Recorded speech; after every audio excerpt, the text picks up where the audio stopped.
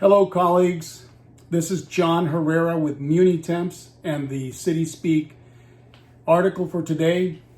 It might seem like it's a rather serious topic, but it's one that I and thousands of you out there are dealing with as well. The loss of a loved one. And it made me reflect, and I'm sure it makes all of us reflect. So I asked the question in today's article. If you knew that you were going to die this year, what would you do differently? Today, would you do anything differently? Now, I'm hoping that nobody is going to be quitting their job. Nobody would want to quit their job if they knew they were going to die, or do anything to give up their family's means of sustenance because of impending death of a loved one or even ourselves. And case in point today that I want to share with you, it's a sad one, but still one that I thought was of value to all of us as professional colleagues on LinkedIn and other professional networks. My dad, he's 85 years old. He's going to die this year. He's battling cancer and he's in the last stage of pancreatic cancer.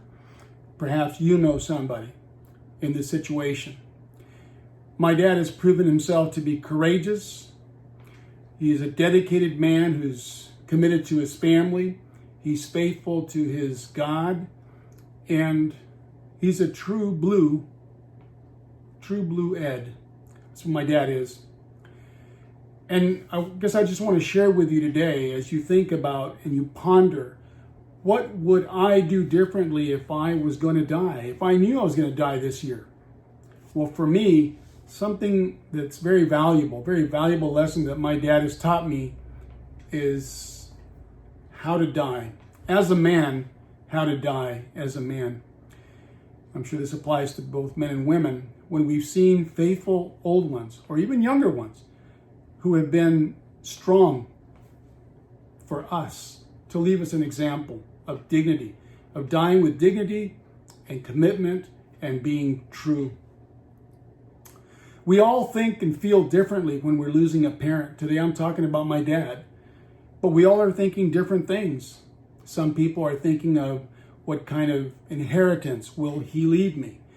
Or perhaps we think about what are the benefits of him being gone? I don't have to take care of an ill family member, an elderly, ailing family member. Regardless, for me, what I think about is the lesson that my dad taught me, the lifelong lessons that he gave me, and how I can, when I face death, I don't know if that's going to be today, next year, or in 30 years, how to die. How many of you know how to die? You know how to plan for retirement. We all know how to plan for retirement. But do we plan for death? Most people don't like thinking about death. So today, in today's City Speak MuniTemps article, I wanted to do a shout out to my dad, if you will. No disrespect, Dad, by saying shout out. But thank you for teaching me how to die. My dad is not a man who sugarcoats anything. He's, how many of you remember the 1970s sitcom, All in the Family? If you remember that sitcom, you remember Archie Bunker. My dad is part of that dying breed, literally dying breed of Archie Bunkers of the world.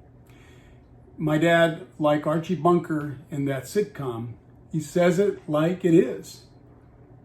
If it's bad news, he's going to tell it to you exactly how it is. He's not going to sugarcoat it.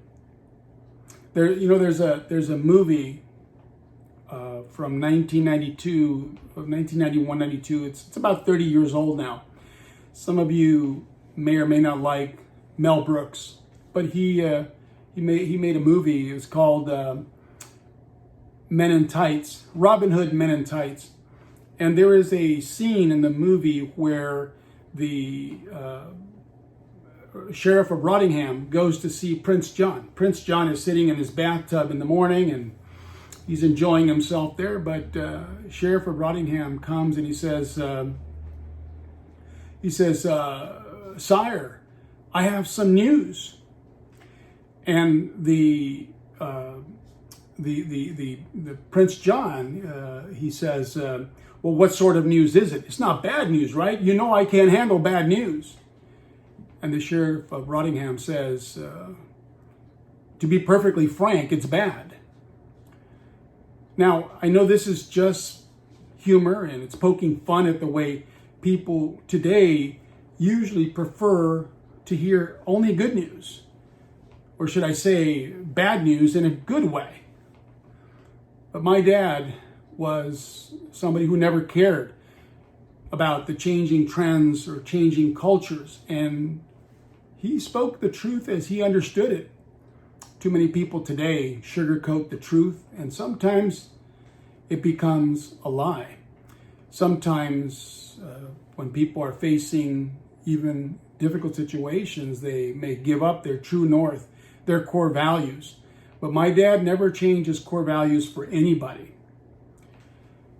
Yeah, my dad and other Archie Bunker types of his day is a dying breed. They didn't sugarcoat, and they still don't sugarcoat anything.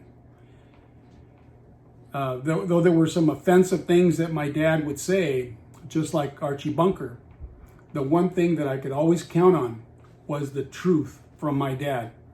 Unfiltered, not politically or religiously sugarcoated to be correct in the eyes of others. So I say, Dad, thanks for always telling me the truth. Even though you were not the most popular man, people today, if you want to be popular, you have to say what the changing culture around you is saying.